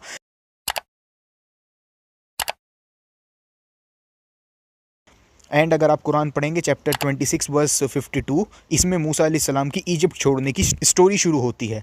एंड उसमें बताया गया है कि मूसा अलैहिस्सलाम रात के समय लोगों को लेकर निकले थे इजिप्ट से, और वर्स 60 में बताया गया है कि फ़िरौन ने सनराइज़ के टाइम उनका पीछा शुरू किया। और ध्यान रखने वाली बात यह है कि मूसा अलैहिस्सलाम के इजिप्ट छोड़ते वक्त उनके साथ औरतें, बच्चे, जानवर और सामान भी था, तो उनकी ट्रैवलिंग स्पीड ज़्यादा नहीं हो सकती। वो लोग बहुत धीरे धीरे ही ट्रैवल कर रहे थे इजिप्ट से निकलते समय, एंड उस ज़माने में ट्रैवलिंग स्पीड बहुत कम ही होया करती थी। तो फ़िरौन को हेलीकॉप्टर से या प्लेन से पीछा करने की ज़रूरत नहीं थी, क्योंकि इज़राइलिट्स कोई हवा की रफ्तार से ट्रैवल नहीं कर रहे थे, बहुत धीरे ही कर रहे थे। लेकिन फिर भी फ़िरौन उनको पकड़ नहीं पाया। आगे कुरान हमको बताता है कि जब फ़िरौन पीछा कर रहा था मूसा अलैहिस्सलाम का, तो समुद्र के किनारे इज़राइलिट्स थे। तो जब इज़राइलिट्स ने फ़िरौन की सेना को देखा, जाहिर है उन्होंने एक दूसरे को बहुत दूर से ही देख लिया था। उस टाइम पर अगर कोई सेना आपकी तरफ आ रही हो तो बहुत धूल उड़ा करती थी, जिसकी वजह से देखा जा सकता था एक दूसरे को बहुत दूर से ही। तो मूसा अलैहिस्सलाम के कंपेनियंस ने कहा अब तो हम पकड़े गए। तो मूसा अलैहिस्सलाम ने कहा नहीं, अल्लाह हमारे साथ है, ही विल गाइड मी। यानी मूसा अलैहिस्सलाम के लोग समुद्र के पास वेट कर रहे थे। इतने में लोगों ने फ़िरौन की सेना को आते हुए देख लिया। तो मूसा अलैहिस्सलाम बोले नहीं, अल्लाह हमारे साथ है, वो कुछ ना कुछ करेगा फ़िरौन के हमको पकड़ लेने से पहले। फिर चैप्टर 26 वर्स 63 में आता है, फिर अल्लाह ने मूसा अलैहिस्सलाम को इंस्पायर किया कि अपनी लाठी समुंदर पर मारो। तो उन्होंने ऐसा किया तो सी 2 टुकड़ों में बट गया। फिर आगे अल्लाह सुब्हाना व तआला बहुत इंटरेस्टिंग बात बताते हैं वर्स 64 में, फिर अल्लाह फ़िरौन की टीम को उस जगह के क्लोज ले आए ताकि वो भी ये मौजज़ा देख सके, यानी फ़िरौन और उसकी टीम इज़राइलिट्स के करीब आ जाएं। इस वजह से अल्लाह ने इज़राइलिट्स को समुद्र के पास रोके रखा। फिर जब फ़िरौन के सोल्जर्स थोड़े करीब आ गए, समुद्र को 2 टुकड़ों में कर दिया गया ताकि फ़िरौन भी मौजज़ा देख सके। फिर इतने फ़िरौन करीब आ पाता, इतने में मूसा अलैहिस्सलाम के लोगों ने समुद्र क्रॉस कर लिया था, लेकिन जब फ़िरौन एंड टीम ने कोशिश करी तो डूब गई।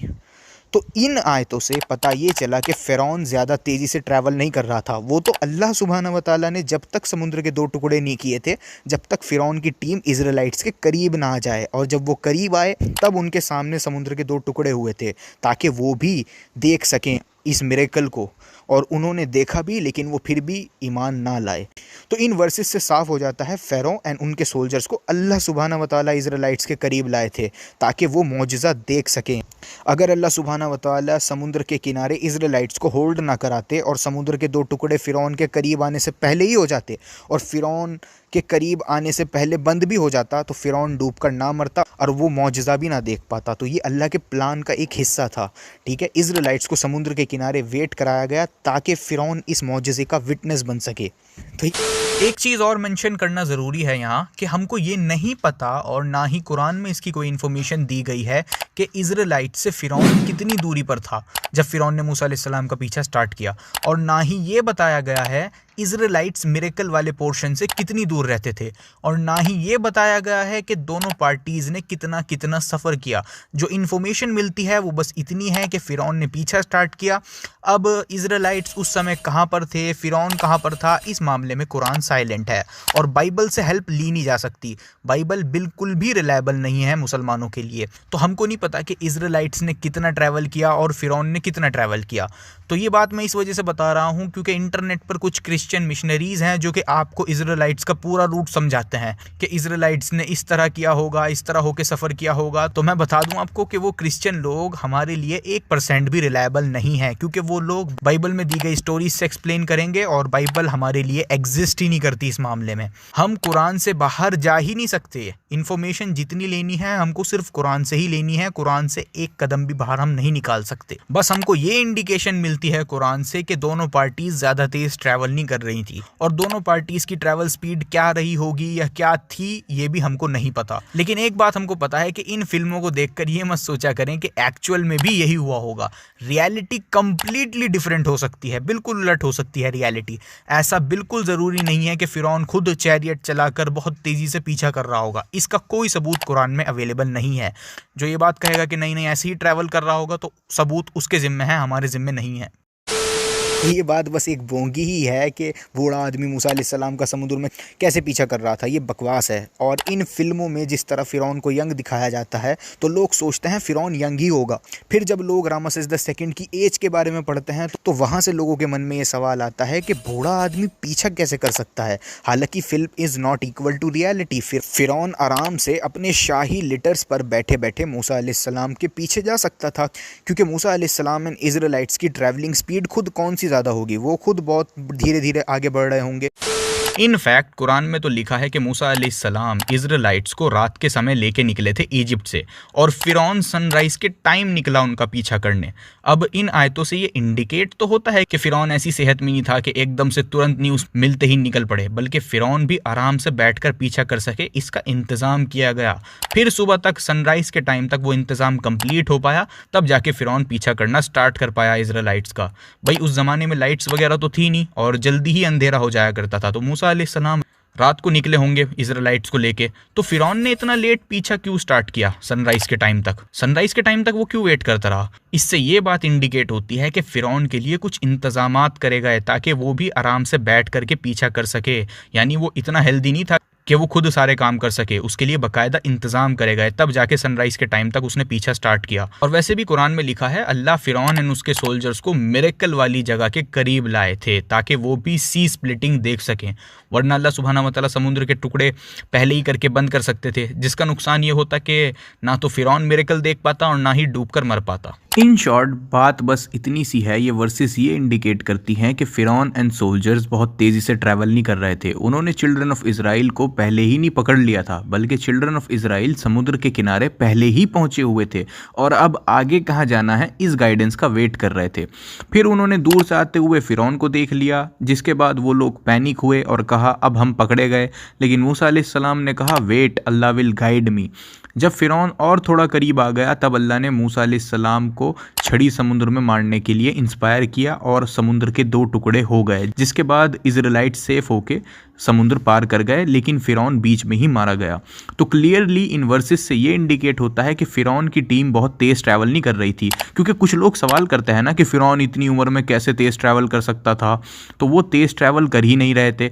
इसका कोई सबूत नहीं है कि फ़िरौन तेज़ ट्रैवल कर रहे थे सिवाय इन फिल्मों के, और फ़िरौन खुद चैरियट चला रहा था, इसका भी कोई सबूत नहीं है सिवाय इन फिल्मों के। तो वो तो अल्लाह सुब्हानहू व तआला को फ़िरौन को एंड में मौजज़ा दिखाना था और उसका दी एंड करना था। इसी वजह से इज़राइलिट्स को समुद्र के किनारे रोके रखा जब तक सही समय ना आ जाए, और जब सही समय आया तो समुद्र को 2 टुकड़ों में डिवाइड किया गया और एट द एंड इज़राइलिट सेफ हो गए और फ़िरौन मारा गया। और लेकिन ये बात तो कहीं भी नहीं लिखी कि फ़िरौन खुद अपने 56 इंच की चेस्ट फुलाए 16 इंच के डोलों से रस्सी पकड़े पीछा कर रहा होगा, ऐसा कहीं नहीं लिखा। इस ख्याली पुलाव का कोई एविडेंस नहीं है सिवाय इन फिल्मों के। अगर कोई कहता है कि नहीं नहीं फ़िरौन खुद ही चला रहा होगा तो इसका एविडेंस उसके ज़िम्मे है। कुरान में ऐसा कुछ नहीं लिखा, ना तो ये लिखा फ़िरौन बहुत तेज़ी से पीछा कर रहा था या खुद चैरियट चला रहा था, और ना ही ये लिखा कि फ़िरौन इतने इतने किलोमीटर पर आवर की स्पीड से ट्रैवल कर रहा था, ऐसा कुछ ही नहीं लिखा। और ना ही ये बात लिखी कि फ़िरौन का ग्रुप बहुत तेज़ी से ट्रैवल कर रहा था, बल्कि इज़राइलिट्स को अल्लाह ने वेट कराए रखा समुद्र के किनारे ताकि फ़िरौन भी पहुंचकर मिरेकल का विटनेस हो सके। और फिर बिल्कुल सही समय पर अल्लाह ने समुद्र के 2 टुकड़े कर दिए तो इज़राइलिट्स सेफ होकर दूसरी तरफ पहुंच गए थे, लेकिन फ़िरौन अभी बीच में ही था एंड इतने में अल्लाह ने क्लोज़ कर दिया सी। तो अल्लाह सुब्हानहू व तआला ने बिल्कुल सही समय पर समुद्र को 2 टुकड़ों में करा, जिससे फ़िरौन बीच में ही रह गया और इज़राइलिट्स क्रॉस कर गए। तो बस इतना ही कहूँगा, फिल्मों को देखकर एक्चुअल इवेंट को विजुअलाइज करने की कोशिश मत किया करो। ये मत सोचा करो कि रियलिटी में भी ऐसा ही हुआ होगा, क्योंकि फिल्मों में ऐसा दिखाया जाता है। 6 सेकंड समुद्र में डूबकर नहीं मरा था, उसकी 90 साल की उम्र में मौत हुई थी। रिसर्च से पता चला कि जिंदगी के आखिरी सालों में वो गठिया के कारण कुबड़ा हो गया था, शरीर की नसें सख्त हो गई थी और मसूड़ों में बहुत बड़ा फोड़ा हो गया था। क्या 90 साल का बीमार कुबड़ा कमजोर बुढ़ा समुद्र में मूसा का पीछा कर रहा था? असल में वो 90 साल की उम्र में नेचुरल मौत मरा था। अब कुछ लोग ये सवाल करते हैं कि फ़िरौन को तो इतने सारे डिसीज़ेस थे। मैं उन सभी की लिस्ट दे देता हूँ। इस्लामोफोब्स तो कुछ बता देंगे और कुछ बताएंगे नहीं, क्योंकि उनको खुद नहीं पता होता कि फ़िरौन को कौन कौन से डिसीज़ेस थे। बस वो विकीपीडिया पढ़ लेंगे, जो कि कोई रिलायबल सोर्स नहीं है इन्फॉर्मेशन का। खैर, रामसेस II को क्लेम किया जाता है कि उसको काइफोसिस, आर्थराइटिस, एंकिलोजिंग स्पॉन्डिलाइटिस, जो कि आर्थराइटिस का ही एक टाइप होता है, and atherosclerosis and dental issues थे। और ये क्लेम किया जाता है कि क्योंकि रामसेस II को इतने सारे डिसीज़ेस थे तो वो तो बिस्तर तक से उठ ना पाता होगा, तो मूसा अलैहिस्सलाम का पीछा कैसे कर सकता था। अब इन सब डिसीज़ेस को सुन के वाकई ऐसा लगेगा कि उसके ऊपर तो न्यूक्लियर बॉम्ब गिरा हुआ था डिसीज़ेस का। लेकिन अगर किसी को डिसीज़ेस हैं भी तो भी उससे ये प्रूव नहीं होता कि वो मूसा अलैहिस्सलाम का पीछा नहीं कर सकता, क्योंकि इजिप्ट का सबसे बड़ा किंग खुद क्यों चैरियट चलाकर पीछा करेगा। उसके पास न जाने कितनी शाही सवारियां होंगी। उस ज़माने में इजिप्ट के बड़े लोग तक लीडर्स पर बैठा करते थे, जब जाके वो एक जगह से दूसरी जगह जाया करते थे। तो फ़िरौन के पास तो मल्टीपल शाही व्हीकल्स होंगे। तो ये सिर्फ एक अजम्पशन है कि फ़िरौन खुद चैरियट चलाकर पीछा करेगा। इसके पीछे कोई कुरानिक आयत नहीं है। उस ज़माने में नॉर्मल लोगों के पास तक जानवर होया करते थे जिस पर आराम से बैठकर वो लोग सफ़र कर पाते थे। तो इजिप्ट का किंग ओल्ड एज में चैरियट पर सफ़र करके पीछा करेगा, दिस डजंट मेक सेंस। और फ़िरौन एंड टीम को बहुत ज़्यादा तेज़ ट्रैवल करने की भी ज़रूरत नहीं थी, क्योंकि इज़राइलिट्स के साथ में सामान, जानवर, औरतें और बच्चे भी थे। तो इज़राइलिट्स खुद ज़्यादा तेज़ ट्रैवल नहीं कर रहे होंगे, तो इसी वजह से फ़िरौन एंड टीम को भी ज़्यादा तेज़ ट्रैवल करने की ज़रूरत नहीं थी। तो इसी वजह से फ़िरौन आराम से बैठ करके पीछा कर सकता था मूसा अलैहिस्सलाम का। तो अगर फ़िरौन को कुछ डिसीज़ेस थे भी तो उससे ये साबित नहीं होता कि वो मूसा अलैहिस्सलाम का पीछा नहीं कर पा रहा होगा, क्योंकि फ़िरौन को बैठ कर ही पीछा करना था आराम से। तो एक इंसान मल्टीपल डिसीज़ेस के साथ बैठ करके आराम से पीछा कर सकता है। तो अगर फ़िरौन को कुछ डिसीज़ेस थे भी तब भी उससे ये साबित नहीं होता कि वो पीछा नहीं कर सकता। लेकिन कुछ लोग कहते हैं कि फ़िरौन को तो ऐसे ऐसे डिसीज़ेस थे कि वो तो बिस्तर तक से उठ ना पाता होगा। इसकी क्या सच्चाई है? तो चलिए ज़रा उन डिसीज़ेस का भी जवाब देते हैं जो फ़िरौन को बिस्तर तक से उठने ना देते होंगे। तो पहले छोटे डिसीज़ेस को देखते हैं जिनका ट्रैवलिंग से कोई लेना देना नहीं है। वो है काइफोसिस, जिसको हिंदी में कुबड़ापन कहते हैं, राउंड बैक। और फ़िरौन को ये था, और ये बहुत कॉमन डिसीज़ है। इवन इन टुडेज़ वर्ल्ड बूढ़े आदमियों को अक्सर ये डिसीज़ हो जाता है, इट इज़ वेरी कॉमन। लेकिन ये डिसीज़ की वजह से ऐसा नहीं हो सकता कि फ़िरौन बेड से ना उठ पाए या कुर्सी पर ना बैठ पाए या इवन चैरियट ना चला पाए। वो आराम से ये सब काम कर सकता था इस डिसऑर्डर के साथ भी, और कुछ एक्सरसाइजेस के साथ वो नॉर्मल रह सकता था विद माइल्ड कॉम्प्लिकेशंस। ये कोई लीथल डिसीज़ नहीं था जिसकी वजह से फ़िरौन बिस्तर से उठ ना पाता होगा या चल ना पाता होगा, ऐसा नहीं था। अब आते हैं डेंटल इश्यूज़ पर। तो डेंटल इश्यूज़ भी ऐसे प्रॉब्लम्स नहीं थे जिससे वो मूसा अलैहिस्सलाम का पीछा ना कर पाए। और याद रखना, अभी हम लोग उस ज़माने में फ़िरौन जो मेडिसिन्स यूज़ करता होगा उसको इग्नोर कर रहे हैं। ज़ाहिर है उस ज़माने की बेस्ट मेडिसिन्स फ़िरौन के पास होंगी, आफ्टर ऑल वो किंग था एंड एंशिएंट इजिप्ट मेडिसिन्स में बहुत एडवांस था। तो हम उन डिसीज़ के ट्रीटमेंट्स को इग्नोर कर रहे हैं और दवाइयों को इग्नोर कर रहे हैं। ज़ाहिर है रामसेस II उन डिसीज़ का ट्रीटमेंट भी करवा रहा होगा, उसको हम इग्नोर कर रहे हैं। तो डेंटल इश्यूज़ ऐसे इश्यूज़ नहीं है जिससे वो मूसा अलैहिस्सलाम का पीछा ना कर पाता। अब आते हैं एथेरोस्क्लेरोसिस पर। अब ये एक डिसीज़ है जिसमें आपकी आर्टरीज़ में ब्लॉकेज हो जाती है, वो नैरो हो जाती हैं कई सब्सटेंसेस की वजह से। ये कोई ऐसा डिसीज़ नहीं है जिसकी वजह से फ़िरौन पीछा ना कर पाता। ये डिसीज़ आपको हो भी तो भी आप कंप्लीटली नॉर्मल लाइफ जी सकते हो जब तक आपकी आर्टरीज़ बहुत ज़्यादा ब्लॉक ना हो जाएं या टोटली ब्लॉक ना हो जाए, जब तक आप मज़े से जी सकते हो। इसकी वजह से फ़िरौन पीछा करने से नहीं रुक सकता, ठीक है। अब आ जाते हैं अर्थराइटिस पर। अब ये कई तरह का होता है। कोई भी डिसऑर्डर जो बॉडी जॉइंट्स को अफेक्ट करे उसको अर्थराइटिस बोलते हैं। इसके सिम्टम्स भी कई होते हैं। स्टिफनेस यानी बिना दर्द के जॉइंट्स मूव नहीं हो पाते, स्वेलिंग, रेडनेस, ETC। इसके सिम्टम्स माइल्ड भी हो सकते हैं और सिवियर भी हो सकते हैं और ये बहुत कॉमन है और बढ़ती उम्र के साथ आपको अर्थराइटिस हो सकता है और काफ़ी जवान लोगों को भी ये डिसीज़ होता है। ऐसा ज़रूरी नहीं है कि ये सिर्फ बुढ़ापे में ही होता हो। हाँ, लेकिन ऐसा ज़रूर है कि कुछ टाइप्स के अर्थराइटिस जैसे ऑस्टियोआर्थराइटिस ज़्यादा बूढ़े लोगों को ही होता है। अर्थराइटिस लेकिन जवान लोगों को भी होता है और आप अर्थराइटिस को मैनेज भी कर सकते हो। ऐसा ज़रूरी नहीं है कि अगर आपको अर्थराइटिस होगा तो आपको एक्सट्रीम पेन ही होगा। और ये भी कोई ऐसा डिसीज़ नहीं है जिसकी वजह से फ़िरौन चैरियट ना चला सके या बिस्तर से ना उठ सके या मूसा अलैहिस्सलाम का पीछा ना कर पाए। इनफैक्ट इजिप्ट में कई और ममीज़ पर रिसर्च से पता चला है कि वो ममीज़ भी सेम डिसीज़ से गुजर रही थी। जो डिसीज़ रामसेस II को थे वही उनको भी थे। जैसे मम्मी ऑफ मन्नेप्टा, मम्मी ऑफ मन्नेप्टा को भी एथेरोस्क्लेरोसिस था, मन्नेप्टा को भी अर्थराइटिस था एंड डेंटल प्रॉब्लम्स भी थे। ऑलमोस्ट सेम डिसीज़ जो रामसेस II को थे वही मन्नेप्टा को भी थे। एंड रामसेस II मन्नेप्टा किंग का फादर था, जो कि ये बात और कंफर्म करता है कि मन्नेप्टा को भी वही सेम डिसीज़ होंगे जो उसके फादर रामसेस II को होंगे। तो मन्नेप्टा मम्मी का एग्जाम्पल मैं इस वजह से दे रहा हूँ क्योंकि मन्नेप्टा काफ़ी बूढ़ा था जब वो किंग बना। According to encyclopedia of Britannica, Merneptah nearly 60 years का था जब वो फ़िरौन बना, किंग बना एंड 8 से 10 साल उसने रूल किया। यानी उसने काफ़ी बुढ़ापे में रेन स्टार्ट किया और काफ़ी मिलिट्री कैंपेन्स भी किए। इन अदर वर्ड्स वो काफ़ी एक्टिव था काफ़ी बुढ़ापे में भी। एंड उसको भी रामसेस II की तरह arthritis, atherosclerosis and dental issues थे। मीनिंग इन डिसीज़ के साथ भी कोई किंग रेन कर सकता है। ये डिसीज़ ऐसे नहीं है जिनकी वजह से कोई बादशाह बिस्तर तक से ना उठ सकता हो। तो रामसेस II को अर्थराइटिस होना, एथेरोस्क्लेरोसिस होना, डेंटल इश्यूज़ होना ये साबित नहीं करता कि वो मूसा अलैहिस्सलाम का पीछा नहीं कर सकता। अगर फ़िरौन अपनी शाही सवारी पर बैठकर पीछा कर रहा होगा, जो कि मोस्ट लाइकली है कि वो ऐसा ही कर रहा होगा, क्योंकि जो शख्स खुद को गॉड कहता हो वो खुद क्यों चैरियट चलाएगा, वो तो आराम से बैठकर पीछा कर रहा होगा। अब वो शाही सवारी ऐसी हो या किसी और तरह की हो, we don't know. Ancient Egypt में कई तरह की सवारियाँ थीं, सो वी डोंट नो कि फ़िरौन कैसे पीछा कर रहा था, लेकिन वो आराम से बैठ करके पीछा कर सकता था। ये डिसीज़ होने के बावजूद भी इन डिसीज़ से कुछ साबित नहीं होता, क्योंकि सेम डिसीज़ मन्नेप्टा किंग को भी थे। वो भी हिस्टोरिकली काफ़ी एक्टिव था। जब मन्नेप्टा उन डिसीज़ के साथ 60 साल की एज में एक्टिव हो सकता है तो मूसा अलैहिस्सलाम वाला फ़िरौन क्यों नहीं हो सकता। अब लास्ट डिसीज़ बचा एंकिलोजिंग स्पॉन्डिलाइटिस। अब ये थोड़ा प्रॉब्लमेटिक है क्योंकि ये वाकई में एक पेनफुल डिसीज़ है और ये किसी शख्स को होना उसकी ज़िंदगी ख़राब कर सकता है। और इस डिसीज़ का मूसा अलैहिस्सलाम के फ़िरौन को होना और इस डिसीज़ के साथ फ़िरौन का मूसा अलैहिस्सलाम का बैठ कर पीछा करना इफ़ नॉट इम्पॉसिबल लेकिन बहुत मुश्किल हो जाता। इस डिसीज़ के साथ भी फ़िरौन के लिए इम्पॉसिबल फिर भी ना होता बैठकर पीछा करना, हाँ, लेकिन बहुत मुश्किल हो जाता इस डिसीज़ के साथ। अब कहानी में ट्विस्ट ये आता है कि अगर आप कुछ ओल्ड रिसर्च पेपर्स पढ़ोगे तो आपको पता चलेगा कि कई एंशिएंट इजिप्शियन ममीज़ में ये एंकिलोजिंग स्पॉन्डिलाइटिस पाया गया है और मन्नेप्टा ममी में भी ये एंकिलोजिंग स्पॉन्डिलाइटिस पाया गया है। जी हाँ, ये थोड़ा कंफ्यूजिंग था रिसर्चर्स के लिए भी कि मन्नेप्टा में भी एंकिलोजिंग स्पॉन्डिलाइटिस था और उसके बावजूद भी वो इजिप्ट पर रूल कर पाया और इतना एक्टिव रहा अपनी ओल्ड एज में भी। ये कैसे पॉसिबल था मन्नेप्टा के लिए इतने पेनफुल डिसीज़ के साथ इतना एक्टिव रहना ओल्ड एज में भी।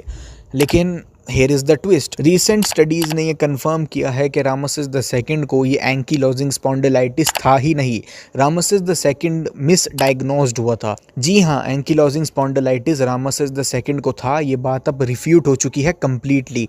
और कई सारी ममीज़ में भी ये एंकीलोजिंग स्पॉन्डिलाइटिस पाया गया था, उन सबको भी कह दिया गया कि वो सब भी मिस डायग्नोस्ड हुए थे और एक्चुअल में इनको एंकीलोजिंग स्पॉन्डिलाइटिस था ही नहीं और मरनेप्टा को भी नहीं था। और भी कई ममीज़ को स्टडी किया गया और उनको भी यही पता चला कि इन लोगों को एंकीलोजिंग स्पॉन्डिलाइटिस नहीं था। और ये रिसर्च पेपर्स जो हैं वो अर्थराइटिस एंड रेमाटोलॉजी जर्नल में पब्लिश हुए हैं, आप इनको पढ़ भी सकते हैं। और रिसर्चर्स ने पाया कि इन मम्मीज़ को एंकीलोजिंग स्पॉन्डिलाइटिस नहीं था बल्कि डिश यानी डिफ्यूज इडियोपैथिक स्केलेटन हाइपरोस्टोसिस था। अब सुनने में ही ऐसा लगेगा कि जैसे एंकीलोजिंग स्पॉन्डिलाइटिस से भी ज़्यादा डेंजरस डिसीज़ हो, लेकिन ये कोई पेनफुल एंड डेंजरस डिसऑर्डर नहीं था। इसको रिसर्चर्स ने बताया है कि ये डिसीज़ हिस्टोरिकल रिकॉर्ड में भी फिट होता है, क्योंकि हमको पता है जिन मम्मीज़ में एंकीलोजिंग स्पॉन्डिलाइटिस को डायग्नोस किया गया था वो मम्मीज़ अपनी लाइफ में बहुत लेट मरे थे और काफ़ी एक्टिव थे। They were active even in wars in very old age. Researchers ने बोला कि इस तरह की वाइटैलिटी, इस तरह की एक्टिवनेस पॉसिबल ना हो पाती अगर इन मम्मीज़ को एंकीलोजिंग स्पॉन्डिलाइटिस होता। यानी रिसर्चर्स कह रहे हैं जिन मम्मीज़ में एंकीलोजिंग स्पॉन्डिलाइटिस डायग्नोस किया गया था रामसेस द सेकंड में, मरनेप्टा वगैरह में, ये अपनी लाइफ में काफ़ी एज तक काफ़ी एक्टिव रहे हैं हिस्टोरिकली, और इतना एक्टिव होना इनके लिए पॉसिबल ना होता अगर इनको एंकीलोजिंग स्पॉन्डिलाइटिस होता। तो इसी वजह से diffuse idiopathic skeleton hyperostosis disorder historical information के साथ फिट बैठता है, क्योंकि इस डिसीज़ के कोई सिम्टम्स नहीं होते सिवाय माइल्ड बैक पेन और स्टिफनेस के। तो according to researchers Ramses the second को कोई ऐसा डिसऑर्डर नहीं था जिससे वो बिस्तर तक से उठ ना पाता हो।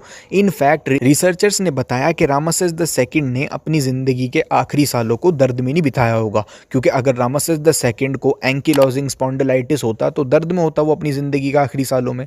लेकिन रिसर्चर्स कह रहे हैं, उन्होंने हमको बताया कि वो दर्द में नहीं था बल्कि उसका डिसऑर्डर असिम्प्टोमेटिक था, यानी उसको डिश डिसऑर्डर था भी और उसको पता भी नहीं चला होगा कि ये उसको है। इसलिए रिसर्चर्स ने बोला उसका डिसऑर्डर असिम्प्टोमेटिक था, वो दर्द में नहीं था अपनी ज़िंदगी के लास्ट सालों में। तो आज जितने यूट्यूब एक्सपर्ट्स हवाई फायर कर रहे हैं और कह रहे हैं फिरौन तो बिस्तर तक से उठ ना पाता होगा, उसको तो इतने इतने डेंजरस डिसीजेस थे, तो रीसेंट डिस्कवरीज कह रही हैं कि सब हवाई बातें हैं, सब बकवास है। इजिप्शियन ममीज़ को कोई ऐसा डिसीज़ नहीं था जिससे ये बिस्तर तक से उठ ना पाते हों। वो कह रहे हैं they were very active in very old age, they were very active even in wars. Researchers completely उल्टी बात कर रहे हैं इन गधों से। तो आई थिंक अब सारी मिसकंसेप्शन क्लियर हो गई होगी आपकी, फिरौन के ताल्लुक से सब कुछ आपको पता चल गया होगा। तो अब ये सब बातें कि फिरौन बिस्तर से नहीं उठ सकता था, चल फिर नहीं सकता था, इसका कोई एविडेंस नहीं है सिवाय ख्याली पुलाव के जो ये लोग पकाते हैं। सेम डिसीजेस जो रामसेस द सेकंड को थे वही इजिप्ट में सैकड़ों ममीज़ को थे। वो लोग तो हिस्टोरिकली बड़े एक्टिव थे इवन इन वॉर्स। जो ऐसा डिसीज़ था जिससे फिरौन का पीछा करना मुश्किल हो जाता, उसको रिसेंट स्टडीज़ ने रिफ्यूट कर दिया और कहा डिश डिसीज़ था जो कि हिस्टोरिकल रिकॉर्ड के साथ फिट बैठता है। तो इन गधों की हम लोग माने या एक्सपर्ट्स की? तो I think major questions cover हो चुके, ऑलमोस्ट एवरीथिंग। अब हम देख लेते हैं कि हमने क्या क्या जाना। स्टार्टिंग में हमने कुरान में दी गई वर्सेस से एंड मूसा अलैहिस्सलाम एंड प्रॉफिट जोसेफ के बारे में दी गई इन्फॉर्मेशन से फिरौन का पीरियड वेरीफाई किया। फिर हमने मरनेप्टा स्टेले से ये पता किया कि एक्सोडस कब तक हो चुका होगा। फिर हमने मूसा अलैहिस्सलाम की इन्फॉर्मेशन कुरान में जो दी गई है उससे पता किया कि सिर्फ एक ही फिरौन है जिसने इतनी ज़्यादा लंबी उम्र तक राज किया, वो है रामसेस द सेकंड। फिर हमने पता किया कि यही वो फिरौन है जो कि एरोगेंट था, एक्स्ट्रावेगेंट था, और इसी फिरौन ने खुद के खुदा होने का दावा भी किया था, जिससे ये बात और कंफर्म हुई कि कुरान इसी फिरौन की बात कर रहा था। फिर हमने उन लोगों के सवालों के जवाब भी दिए जो लोग ये साबित करने की नाकाम कोशिश करते थे कि ये फिरौन नहीं हो सकता। अब इतना एनालिसिस करने के बाद नाउ वी आर 99% श्योर कि यही वो फिरौन है जिसका जिक्र कुरान में हमको मिलता है। अब मैं चाहूँ तो यहीं पर वीडियो एंड कर सकता हूँ, लेकिन इन लोगों की जहालत की प्रॉपर पोल खोलनी है और प्रॉपर पोल खुलने के बाद ही अब वीडियो एंड होगी। थोड़े और एरर्स देख लेते हैं। लेकिन अब कुछ मॉडर्न बेवकूफ़ हैं जो अपनी जहालती वीडियोस फिरौन के बारे में बनाकर ये सोचते हैं कि वो समहाउ जीत चुके हैं। तो ज़रा इन गधों को भी सुन लेते हैं। लेकिन अब आप लोग कहोगे कि इसकी क्या ज़रूरत है, हम पहले ही हिस्टोरिकल एंड आर्कियोलॉजिकल एविडेंसेस के बेसिस पर अपना फ़िरौन ढूंढ चुके हैं, तो फ़िरौन तो कंफर्म ही हो चुका है, तो अब इसकी क्या ज़रूरत है। लेकिन मैं बस कहता हूँ फिर भी इन लोगों की बकवासें और झूठ को एक ही वीडियो में एंड कर दिया जाए, तो इसी वजह से इनको भी सुन लेते हैं। तो चलिए देखते हैं। एंड इस वीडियो में जो बिल्कुल वाहियात पॉइंट्स थे उनको मैंने स्किप कर दिया है क्योंकि ऑलरेडी वीडियो की लेंथ बहुत हो गई है। लेकिन अगर ज़फ़र को लगता है कि जिन पॉइंट्स को मैंने स्किप किया है वो वाहियात नहीं थे, तो वो वीडियो बनाकर या किसी तरह से मुझको बता सकता है, तो मैं उन पॉइंट्स पर भी वीडियो बना दूंगा जो मैंने यहाँ पर स्किप करे हैं। पॉइंट स्किप करने का मकसद केवल वीडियो की लेंथ को शॉर्ट करना है, क्योंकि ऑलरेडी सब कुछ आंसर किया गया है, तो मैं नहीं सोचता कि बिना मतलब वीडियो की लेंथ को और बढ़ाया जाए। ये जैसे सबक सीख सकें। मोमिनों की साइंस से दुश्मनी तो जग जाहिर है, इन्हें इतिहास की भी नॉलेज नहीं है। मिस्र के बादशाहों को फ़ैरो कहा जाता था, जिसे अरबी में फ़िरौन कहा जाता है। लो जी, पहला पॉइंट गया गटर में। इतिहास की नॉलेज देने चला, इसको खुद नहीं पता इजिप्शियन में पैरा या पैराओ बोलते थे, ना कि फ़ैरो। आया बड़ा इतिहास सिखाने। सूरह यूनुस आयत 90। इस आयत में ला इलाहा इल्लल्लाह और व आना मिनल मुस्लिमीन लफ्ज आते हैं, मतलब कोई खुदा नहीं है अल्लाह के सिवा और मैं मुसलमान हो गया हूँ। इस आयत में करीब 3300 साल पहले की बात हो रही है। फिर भी फ़िरौन को अरबी ज़बान में कलमा पढ़ाया जा रहा है और मुसलमान बनाया जा रहा है, जबकि अरबी भाषा को वजूद में आए अभी 2000 साल नहीं हुए। अरे बाप रे, इतना डेंजरस लॉजिक। अब तो मानना पड़ेगा कि वाकई ज़फ़र ने इस्लाम को गलत साबित कर दिया। अरे बेवकूफ़ो, तुम चाहते क्या हो कि कुरान अरबिक के बीच में इजिप्शियन हायरोग्लिफिक्स लिख देता ताकि सबको फिर समझाना पड़ता कि ये क्या लिखा है। तो अगर कुरान के बीच में इजिप्शियन लैंग्वेज होती भी तो भी सबको समझाना पड़ता कि ये क्या लिखा हुआ है। इतनी सी अकल तो यूज़ कर लिया करो। एथियज़म में अकल नहीं यूज़ करते क्या तुम लोग? बेवकूफ़ो, जब किसी दूसरी लैंग्वेज में हुए वाक्य को मॉडर्न टाइम के लोगों को समझाना होगा तो उन्हीं की लैंग्वेज में समझाया जाएगा, या ओरिजिनल लैंग्वेज में। सिंपल सी बात है, उन्हीं की लैंग्वेज में समझाया जाएगा ताकि उन लोगों को समझ में आए। अल्लाह सुब्हानहू व तआला सिंपली इस आयत में वो बता रहे हैं जो फ़िरौन ने कहा था इजिप्शियन में, उसको अरबिक में ट्रांसलेट किया जा रहा है, सिंपल। लेकिन जितनी इन्फॉर्मेशन फ़िरौन की है कुरान में, उससे हम हिस्टोरिकल एंड आर्कियोलॉजिकल डिस्कवरीज की बेसिस पर फ़िरौन को पहचान चुके हैं। आप वीडियो को पीछे से देखना स्टार्ट करें तो कोई शक नहीं रहेगा कि यही वो फ़िरौन है जिसका जिक्र कुरान में हमको मिलता है। ये बात कंप्लीटली प्रूव हो चुकी है। प्लस बाइबल के एरर्स भी हमने देखे, जिससे ये बात भी साबित हुई कि कुरान बाइबल से कॉपी नहीं कर सकता। 10 आयत 92। इसलिए हम तेरे जिस्म को बचा लेंगे ताकि तू अपने बाद वालों के लिए एक निशानी हो जाए। बेशक बहुत से लोग हमारी निशानियों की तरफ बेपरवाह हो जाते हैं। इस आयत में अल्लाह फ़िरौन की लाश को बचाए रखने की बात कर रहा है। इसी आयत को मोमिन सोशल मीडिया पे पोस्ट करते हैं, साथ में फ़िरौन की लाश भी होती है। मोमिन इसे अल्लाह का मिरेकल कहते हैं। पहली बात, फ़िरौन किसी इंसान का नाम नहीं है, फ़िरौन राजा का टाइटल था। मिस्र में 3000 सालों में सैकड़ों फ़िरौन हुए हैं। अल्लाह किस फ़िरौन की बात कर रहा था, अल्लाह मियां ने क्लियर नहीं किया। कुरान में ये लिखा हुआ होना कि कोई लाश प्रिजर्व रहेगी और उसकी लाश वाकई में प्रिजर्व हालत में हमको मिली भी, ये बात इस वजह से ख़ास है क्योंकि कुरान ने आज तक किसी शख्स के बारे में ये बात नहीं कही कि उसकी लाश को बचा लिया जाएगा। ये क्लेम कुरान सिर्फ फ़िरौन के बारे में करता है जिसने खुदा होने का दावा किया था, और जिस टाइम कुरान ने यह दावा किया था उस टाइम किसी के फरिश्तों को भी नहीं पता था कि रामसेस II है कहाँ। उसको प्रीस्ट ने ग्रेव रॉबर्स के डर से सीक्रेट लोकेशन पर छुपा दिया था। इतने लंबे अरसे में मम्मी खो सकती थी, डैमेज हो सकती थी, या हमेशा के लिए खोई रह सकती थी, लेकिन नहीं हुआ ऐसा, और बहुत ही ज़बरदस्त प्रिजर्वेशन के साथ आज हम सबके बीच में मौजूद है। और ये मिस्र का वो फ़िरौन है जिसने खुद के खुदा होने का दावा भी किया था। ये भी प्रूवन थिंग है। क्लिप सुनिए। The temple's design was meant to send a clear message to all who entered that Ramses the Great was a god among the living. Ramses II is shown not only worshipping the gods, but worshipping an image of his own deified self. So you have Ramses II as Pharaoh, worshipping Ramses II as God, all taking place during the lifetime of Ramses II. And इसकी preservation पर sir Tony Robinson कहते हैं Ramses II one of the few pharaohs में से है जिसकी body largely intact है। Clip सुनिए। Just across the river from Luxor lies the famous Valley of the Kings, where Ramses himself was buried. His mummy was discovered in 1881. One of the few pharaohs whose body has survived largely intact. यानी pharaoh की body damage नहीं हुई, बहुत ज़्यादा preserve है, जबकि उसके बाद के कुछ फ़ैरोस मिले हैं जो कि रामसेस II के बाद मरे, लेकिन उसके बावजूद भी उनकी हालत खस्ता है। मोमिनों ने फिरौन रमेसेस सेकंड को कुरान वाला फिरौन कैसे मान लिया? यहाँ रोल शुरू होता है डॉक्टर मॉरिस बुकेल का। डॉक्टर मॉरिस फ्रांस के बहुत ही नामवर डॉक्टर थे। वो मिस्र के शाही परिवार का ट्रीटमेंट करते थे और सऊदी अरब के किंग फैसल अली के भी पर्सनल डॉक्टर थे। डॉक्टर मॉरिस ने कहा कि कुरान में जिस फिरौन की लाश को बचाने का वादा है, फिरौन रमेसेस सेकंड वही फिरौन है। इसके सबूत में कहा कि लाश में नमक मिला है, इसकी मौत समुद्र में डूबकर हुई होगी। असल में ऐसी बातें डॉक्टर मॉरिस नहीं, सऊदी अरब का पैसा बोल रहा था। मिस्र अब इस गधे को क्या कहा जाए, इसको इतनी सी बात नहीं पता कि डॉक्टर मॉरिस बुकेल ने जिसको एक्सोडस वाला यानी डूबकर मरने वाला फिरौन कहा था वो रामसेस द सेकंड नहीं था। जी हाँ, डॉक्टर मॉरिस बुकेल ने तो किसी और मम्मी को बोला था कि वो डूबकर मरा था, ना कि Ramses the second. Doctor Maurice ने बाइबल को ध्यान में रखते हुए, क्योंकि बाइबल के अकॉर्डिंग दो फिरौन थे, एक फिरौन वो था जिसके साथ मूसा अलैहिस्सलाम पले बड़े, फिर उनसे गलती से कत्ल हो गया तो वो मीडियन चले गए थे। फिर दूसरा फेरो आया, ठीक है, दूसरा फेरो पहले फेरो के मरने के बाद आया और वो पीछा करते समय डूबकर मरा था according to doctor Maurice Bucaille. तो बाइबल के अकॉर्डिंग दो फिरौन थे। इसी वजह से डॉक्टर मॉरिस बुकेल ने रामसेस द सेकंड को डूबकर मरने वाला फिरौन नहीं कहा बल्कि मरनेप्टा को कहा। क्लिप सुनिए। He is writing a third book which is complete and ready for publication. It's the medicine and the mummies of pharaohs. And there you know, the Musa alayhi salam was born at one pharaoh, and when he crossed the Red Sea, there was another pharaoh who was drowned. And he has done extensive research, and he came up with conclusions that there are two different pharaohs, not the same one. I will not take any more time, and you will know him through his lectures, Dr. Maurice Bucaille.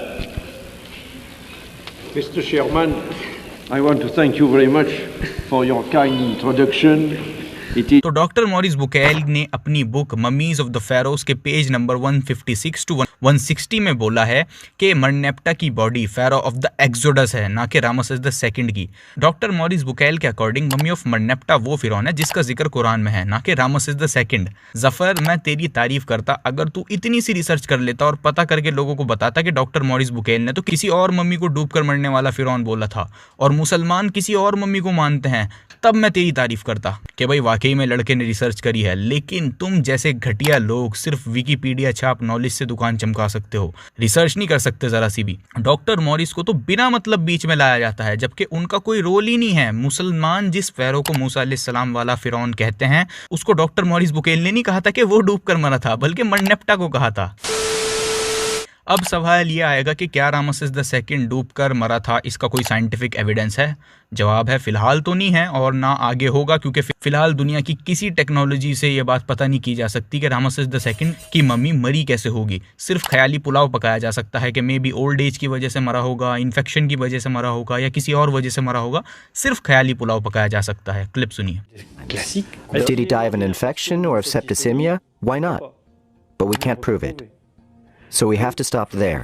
I think that he died of old age. सिर्फ एक चीज से पता चल सकता था कि Ramses the second डूबकर मरा था या नहीं, वो है उसके लंग्स।